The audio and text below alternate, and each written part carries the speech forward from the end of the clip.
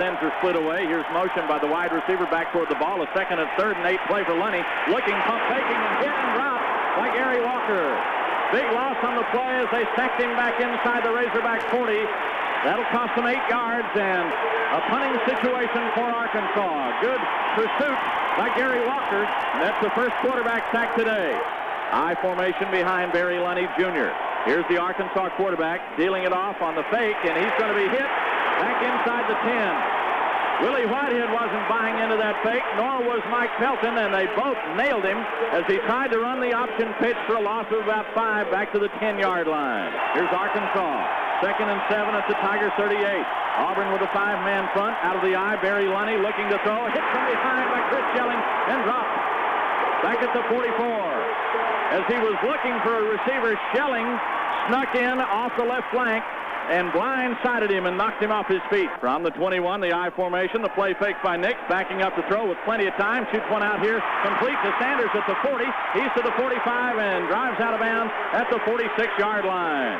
On first down, Nix uncorks one to Sanders. Vince Bradford chased him down after a gain of 25 yards. Both ends are split. Here's a second and 10 at the Razorback 41 for Nix. Retreating to throw, looking. He fires a pass long for Bailey, who's got it and is knocked out of bounds inside the Razorback 20 with a first down. Delco on the tackle, but that's a gain of 21 to a wide open Thomas Bailey over on the far side. Auburn still scoreless, but Hawkins trying to do something about that as he lofts it up in there. It is good. So Auburn goes on the board with 5:55 remaining in the first half. It's Arkansas 7 and Auburn 3. Again in the I formation, slot is to the left. The fake by Lunny, looking to throw. Lunny is being pressured. He is hit. He is dropped. Losing yardage back around the 32 or 3. Etheridge, Walker, and Whitehead came crashing in, and that'll be a 7-yard loss. They again put the tight end and slot to the left side. Both ends are split away. Here at the Auburn 41 is Lunny looking. Lunny is hit from behind by a blitzing Brian Robinson for a big loss. Back outside the 45-yard line. He really got drilled, too, and he's slow in getting up. 48 seconds in the half. Second and 10 at the Auburn 29. Again, the split back, slot formation left. Lunny wants to pass, has time, looking, cocks his arm, and the protection breaks down, and they sack him outside the 30-yard line. Pelton, Whitehead, and Walker converging there, and he just sort of folded to the ground at the 31. Sanders to the right, that's the far side. Bailey to the near side as from the 25, tailback call, carries. There's 10 yards for Davis. Davis across the 40. Davis out to the 45 and out of bounds. Carl Kidd rode him to the boundary after a gain of 20. First and 10 play. Here, toss sweep to Davis. Cuts it upfield against the grain. Breaking tackles across the 50 to the 45 to the 40 to the 39-yard line. Davis with a beautiful 16-yard burst. Bray, the linebacker, Kidd, the safety. Had to make the stop for the Razorbacks, but Auburn is clicking on all cylinders now. Triple slot to the right. Nix from the shotgun on second and 15. Sprints out to the left, pump fakes, and now fires downfield over the middle. Sanders, end zone. He's got it. Touchdown, Auburn! Beautifully done.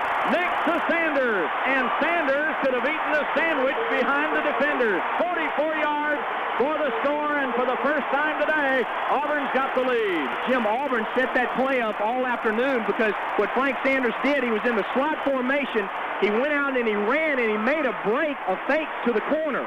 That corner route's been open today for Frank Sanders, but then after he faked the corner route, he headed back straight up the hash marks, and no one was back there for the Razorbacks. And Frank Sanders actually just waited for the football and caught it backing up over the goal line. Here's the try for the point after Hawkins out of Sullivan's hold. Snap, spot, kick, good.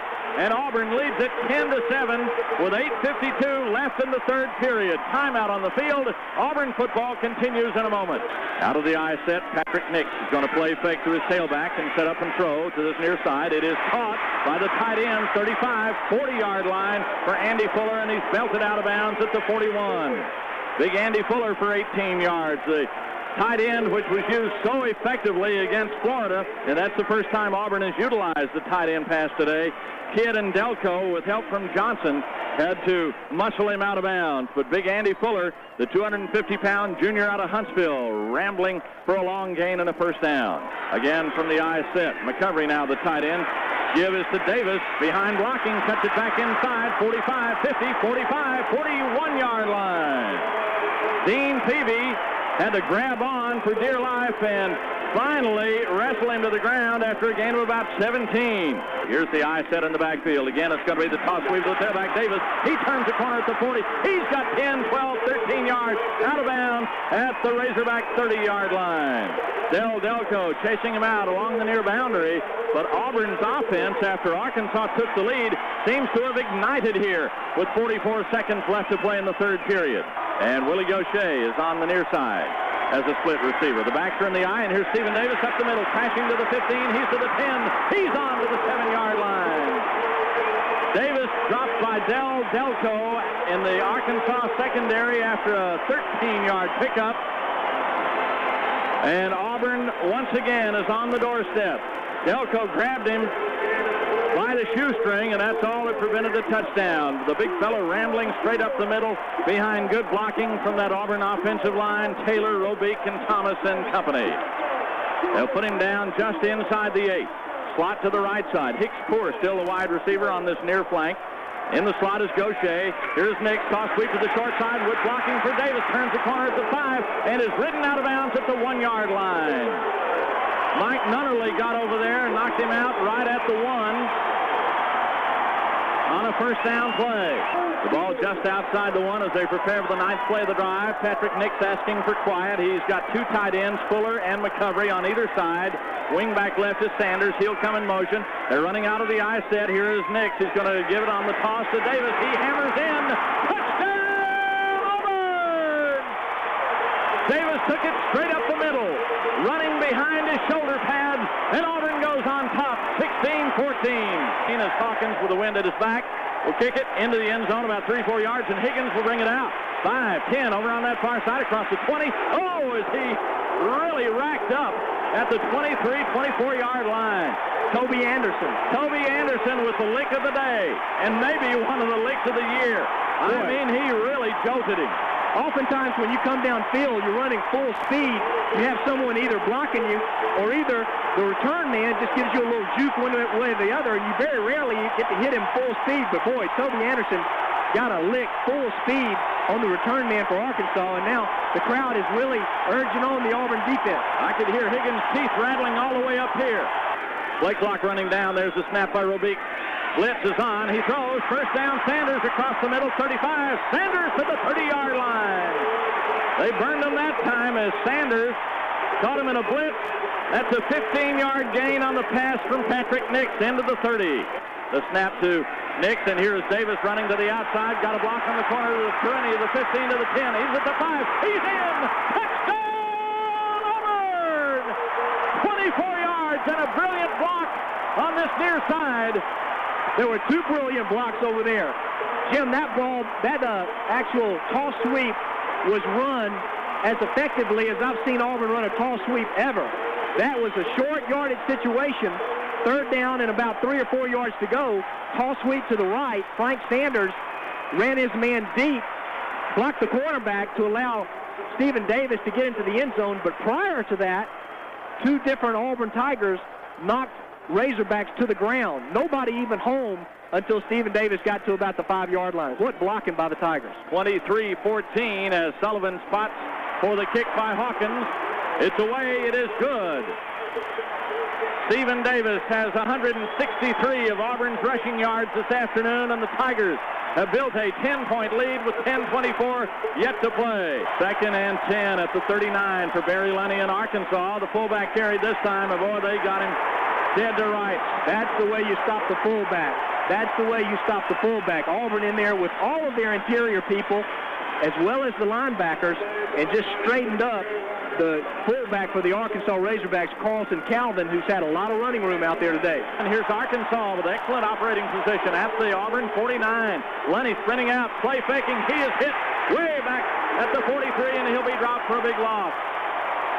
It is Robert Reed, who is the new quarterback. They have relieved Barry Lunny of his position, and they've got a brand new quarterback, Robert Reed, a highly recruited youngster out of Brandon, Mississippi. He is a true freshman, 6'2" and 200. We had not expected to see Reed, but he runs that option very well. He came out throwing that time, and it cost him dearly as Arkansas gives up 8 yards on first down. It'll be 2nd and 18. Back, they say, at the 44 of the Razorbacks. Auburn was now 4th down and 9 against Robert Reed in the hog offense. At the Tiger 47, you hear the noise. Reed changing his play. Slot to the right, 2 wide receivers. Reed to throw. Here comes the rush. Reed looking, throwing on the run. Got a man, that is Malone, out in the flat, but Malone is hit right there at the line of scrimmage, and he is giving up 2 or 3 yards. They got him. They were all over him. Mostella and Harrison and a bunch of others, and Arkansas's drive is stalled.